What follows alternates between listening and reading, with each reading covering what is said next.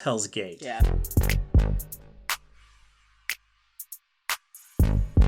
That was fantastic. So some things about Hell's Gate. We first went there, I did, with John on our very first trip in 2001. It was June of 2001. You can watch a very grainy video that we shot in 2001 on like high 8 that I transferred to my computer with a capture card back in the day. I had to capture the video and the audio separately. It's like 114 pixels high. It's like this big. The resolution, So but then on YouTube it blows it up, so it's all pixelated. So that was nice because it was kind of like a throwback to that first trip, being able to stop there and show a couple people who had never been to it before. So to explain what Hell's Gate is, it's an air tram, which is basically a funicular that goes across the Fraser River. And it's built by the Swiss, so you know you can trust it. In the days of COVID, one of the things that the attraction has done, amongst other things, is they give you a temperature check when you go in. They point a laser at any point of your body that's, appropriate to be exposed. Forehead. I went forehead, and they followed suit. But it was funny because I was like, oh, you got to point at my forehead. They're like, if that's where you want us to point it. I'm like, yeah, let's go with that. And so that's a no contact way of checking a temperature. We all passed, so that was a good sign. Glad to hear it. We all felt fine. We wouldn't have gone if we didn't. Absolutely. Masks were mandated, and they were cleaning the trams between use, and they were only operating every other tram. Yeah. And they had a limit of only 20% guest capacity, and you can only pre-buy and book your tickets. So you can't just show up with a wad of cash in your hand. You have to go online, prepay, and select a date and a time so that they can control the access. Now, the time gives you a window, and they like you to show up 10 minutes early, but they were pretty flexible. We were a little late because the signage on the turnaround coming from Vancouver wasn't fantastic.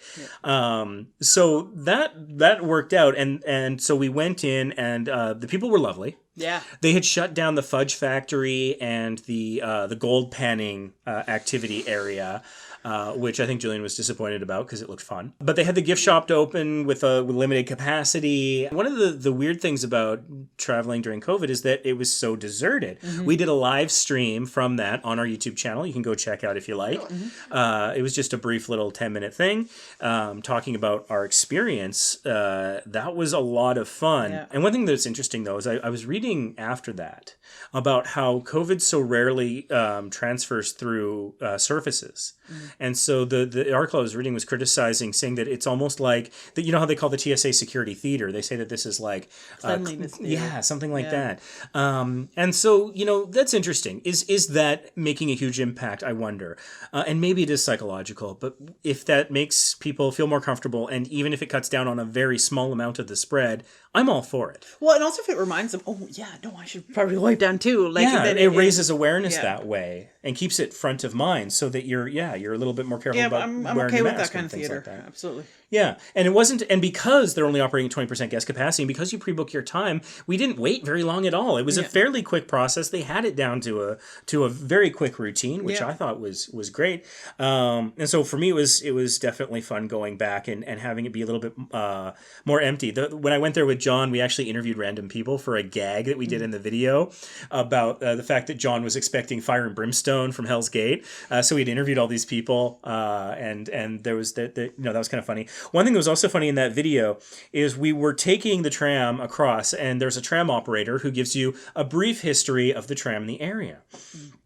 The person who was giving that presentation in 2001 had a very thick accent, to the point where we barely understood what they were saying. The only words I could make out was, and that was a giant big disaster for all the salmon fishes. I poured over the video that we filmed of that, and those were the only words I could make out. Numerous times. When I was editing it and stuff, all the way back in 2001. So we're on it again, and there's another person with a different accent, but also very thick, that was easier to understand. Yes. But there was at one point the line where I heard "big disaster for the salmon fishes." Yeah. And I was like, they haven't changed the script, which in a way is good, because now when we filmed it this time, hopefully we can actually parse what they were saying a little bit more clearly. We can put that into the subtitles on YouTube when we put that video. Yeah, you can retcon the subtitles. But in a way, I love how it hadn't changed. So very little had changed, but it was so well maintained. And so it's a lovely, historical mix, but with modern maintenance. So what was your sort of feelings around doing that for the first time, the Hell's Gate thing? I was it's weird. I really like doing trams and funiculars and all that. I love those. But I start bugging out, honestly, when it starts off very rocky. Your like initial descent. It was, so I was kind of starting to feel kind of a certain kind of way about the idea of going on this tram, and I was like, this is really steep. But then you saw it was Swiss made, and that helped. That did help. But no, I'm sitting there going, oh, the river's really rough here, and I will die immediately. And so I was kind of, but yeah, no, legit. I saw that it was a Swiss-made funicular. I'm like, well, the Swiss know they're funicular, so I feel like maybe they I got can them trust. Alps, right? I can trust exactly. So I figured I could trust it a little bit better. And yeah, and was it nice having something different to be afraid of for a change? Yeah, and then these strange days. And then we get on, and our landlord had loaned me their walker, and so I came on with that, and they advertise on their website that it's wheelchair accessible, and that's true to a degree. There's a suspension bridge that is not quite as accessible. If you have someone pushing you, you could go, but if you were in a wheelchair on your own, it was not motorized. It's a little too steep. Yeah. But for the main attraction, yes, it is wheelchair accessible. Definitely. But yeah, and I was just death gripping onto everything as we're going down.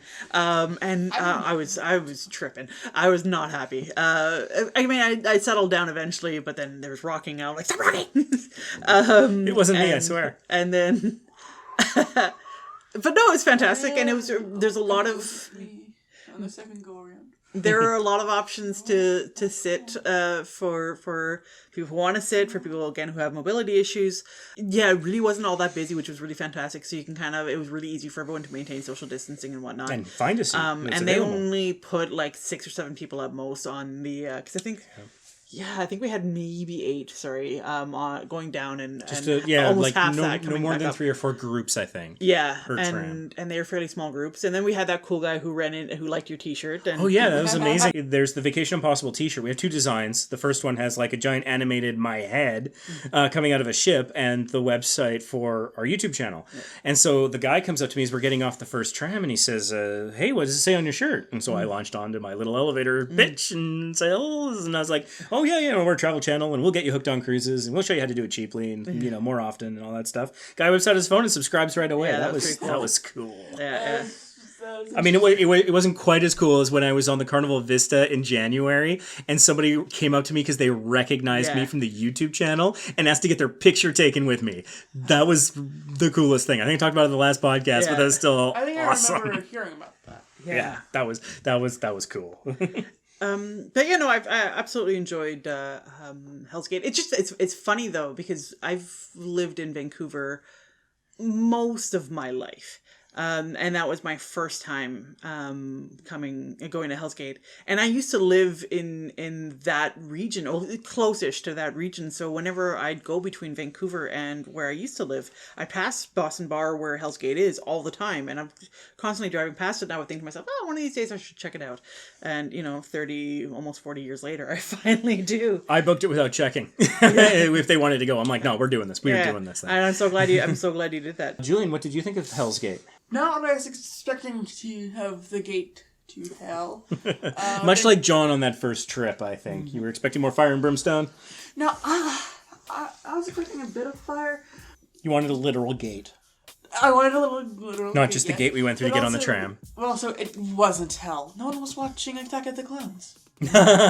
It was almost heavenly in parts. Yep, absolutely. And there's a really nice Inukshuk that someone had built. Yes, I took pictures of that.